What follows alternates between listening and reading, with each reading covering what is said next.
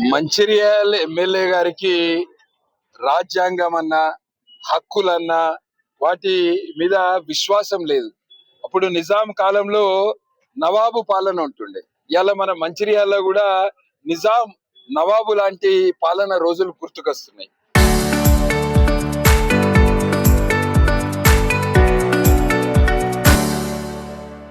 Mancherial municipal corporation సర్వసభ్య సమావేశంలో ఏదైతే అజెండాను పెట్టడం జరిగిందో ఆ అజెండాకు సంబంధించి భారతీయ జనతా పార్టీ కార్పొరేటర్లైన ముఖేష్ గౌడ్ గారు, నాగరాజు గారు, అదేవిధంగా బొట్ల అనిత గారు దాంట్లో కొన్ని అభ్యంతరాలు తెలిపి ఇంకా కొన్ని ఐటమ్స్ ని అజెండాలో చేర్చాలని వీళ్ళు అడిగినందుకు వీళ్ళను ఆ రోజు అక్కడ ఉన్న కార్పొరేషన్ సమావేశం నుంచి వీళ్ళను బయటకు పంపించి వీళ్ళకు నోటీస్ ఇచ్చి ఇంకా ఉల్టా వీళ్ళ మీదనే కేసులు పెట్టడం జరిగింది.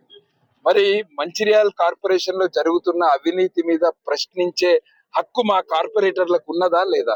వీళ్ళందరూ కూడా ప్రజాస్వామ్య బద్దంగా ఒక 3 నెలల కిందనే ఎన్నికలలో గెలిచి ఇవాళ మంచిర్యాల కార్పొరేషన్ ప్రజలు, భారతీయ జనతా పార్టీ కార్పొరేటర్లు ప్రతిపక్ష పార్టీగా పాత్రను పోషించి ప్రజా సమస్యల మీద గలమై వినిపిస్తారని మంచిర్యాల కార్పొరేషన్ ప్రజలు పంపితే అక్కడ మాట్లాడనీయకుండా బయటికి వచ్చి శాంతియుతంగా నిరసన తెలుపుతుంటే 3 కార్పొరేటర్లు అదేవిధంగా కొంతమంది బీజేపీ నాయకుల మీద కేసులు పెట్టడం జరిగింది.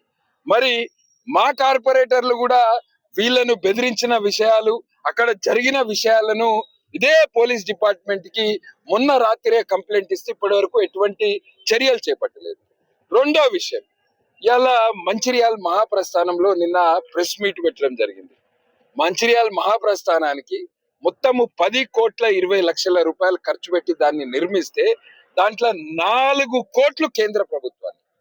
మంచిర్యాల పట్టణ ప్రజలు వీళ్ళు కట్టిన పన్నుల రూపంలో దానితోటి 5,80,00,000 రూపాయలు మంచిర్యాల పట్టణ ప్రజలయ్యారు.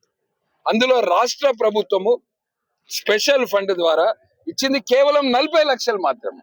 ఇన్ని రోజుల నుంచి నేను కట్టిన మహాప్రస్థానం మంచిర్యాలకి ఏ మంత్రి వచ్చినా ముఖ్యమంత్రి వచ్చినా నేను కట్టినా అంటాడు. 4 పైసల షేర్ ఉన్నోడే గింతే గుర్తే 40 పైసల షేర్ ఉన్న కేంద్ర ప్రభుత్వము, భారతీయ జనతా పార్టీ నాయకులు ఏం మాట్లాడాలో మీరు ఆలోచించుకోండి. రెండో విషయం, ప్రెస్ మీట్ నిన్న మహాప్రస్థానంలో పెట్టి నేను మిమ్మల్ని కోరుతున్నా, ఆండాలమ్మ కాలనీలో ఉన్న డంప్ యార్డ్ లో కూడా రేపు ప్రెస్ మీట్ పెట్టుర్రి. గెలిచినాక నెల రోజులలో డంప్ యార్డ్ మారుస్తా అన్నాడు. అక్కడ ప్రెస్ మీట్ పెడితే గ్రీన్ సిటీలో ఉన్న ప్రజలు, ఆండాలమ్మ కాలనీలో ఉన్న ప్రజలకు ఎంత ఇబ్బంది అవుతుందనేది తెలుస్తుంది. ఒకరోజు గోదావరిలో కూడా ప్రెస్ మీట్ పెట్టుర్రి. వంతెన లేకుండా ఈ ప్రాంత ప్రజలు ఎంత ఇబ్బంది పడుతున్నారు పెద్దపల్లికి అనేది తెలుస్తుంది. ఇట్లా ఇవాళ కేంద్ర ప్రభుత్వం నిధులు అడుగుతారు, కేంద్ర ప్రభుత్వం 1 రూపాయి కూడా ఇయ్యలే అని. అమృత్ పథకం కింద మన మంచిర్యాల జిల్లాలో ఉన్న 7 మున్సిపాలిటీలకు కేంద్ర ప్రభుత్వము ఏదైతే తాగునీటి సరఫరా కొరకు ట్యాంకులు కట్టడానికి, ఇక్కడ ఉన్న చెరువులను పునరుద్ధరణ చేయడానికి కొరకు 322 కోట్లు కేంద్ర ప్రభుత్వం మంచిర్యాలకి జిల్లాకి ఇస్తే అందులో 150 కోట్లు మన మంచిర్యాల నియోజకవర్గంలో పాత నస్పూర్ మున్సిపాలిటీలో తాగునీటి సమస్య కొరకు 65 కోట్లు ఇవ్వడం జరిగింది. మంచిర్యాల మున్సిపాలిటీ, లక్షట్పేట మున్సిపాలిటీ, ఈ 3 మున్సిపాలిటీలకు కేంద్ర ప్రభుత్వము అమృత్ పథకం కింద తాగునీటి సమస్య కొరకు అదేవిధంగా చెర్ల మరమ్మత్తు కొరకు 150 కోట్లు ఇచ్చింది. చెరువుల మరమ్మత్తు కొరకు 8 కోట్లు ఇచ్చిండ్రు. ఇట్లా కేంద్ర ప్రభుత్వం నిధులు ఒక చెరువులు, మహాప్రస్థానము, తాగునీటి సమస్యనే కాదు, ఇవాళ మన మంచిర్యాలకి మున్సిపాలిటీకి వచ్చే ప్రతి రూపాయి కూడా కేంద్ర ప్రభుత్వందే. ఇంద్రమ్మ ఇల్లుల కేంద్ర ప్రభుత్వం వాటా లేకపోతే చెప్పుర్రి, మీ ముఖ్యమంత్రిని చెప్పాను ఇంద్రమ్మ ఇళ్ళల్లో కేంద్ర ప్రభుత్వం వాటా ఎంత ఉన్నదని. అయినా మీరు అసలు మరి మహాప్రస్థానం అనేది ప్రభుత్వం యొక్క భూమి, గవర్నమెంట్ భూమిలో మీరు కాంగ్రెస్ పార్టీ వాళ్ళు ప్రెస్ మీట్ ఎట్లా పెడతారు? అది మీ ఎమ్మెల్యే ఏమన్నా మరి పేర్లు మార్చి మీ ఎమ్మెల్యే పేరు మీద రాయించుకున్నాడు ఏంది? అది ట్రస్ట్ పేరు మీద విరాళాలు కలెక్ట్ చేస్తుర్రు, ట్రస్ట్ పేరు మీద గవర్నమెంట్ దాంట్లో విరాళాలు కలెక్ట్ చేసి నడుతున్నారు. ఎవరి ట్రస్ట్ అది? అది పబ్లిక్ ట్రస్టా, ఒక కుటుంబానికి చెందిన ప్రైవేట్ ట్రస్టా? పబ్లిక్ ట్రస్ట్ అయితే దాన్ని బయట పెట్టండి వివరాలన్నీ. దాని అకౌంట్స్ ఆడిటింగ్ అయినాయా, దానికి ఏటీజీ ఉన్నదా, ఏమున్నదో వివరాలు బయట పెట్టుర్రి. మీ స్వంత కుటుంబ ట్రస్ట్ పేరు మీద పెట్టి మీరు ఏవైతే గవర్నమెంట్ కి సంబంధించిన పథకాలు ప్రోగ్రామ్స్ కొరకు విరాళాలు ఖర్చు పెట్టి ఎట్లా ఖర్చు పెడతారు మీరు? విరాళాలు ఎట్లా కలెక్ట్ చేస్తారు మీ కుటుంబం పేరు మీద ఉన్న ట్రస్ట్ కి? ఆ ట్రస్ట్ వివరాలు కూడా బయట పెట్టాలని మేము భారతీయ జనతా పార్టీ తరఫున డిమాండ్ చేస్తున్నాము.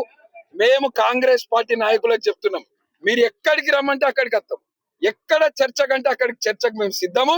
కేంద్ర ప్రభుత్వము నరేంద్ర మోదీ గారి నాయకత్వంలో మంచిర్యాల కార్పొరేషన్ కి ఎన్ని నిధులు ఇచ్చిందో మేం చెప్తాం, మీరు కూడా లెక్కలు పట్టుకొని రాండి.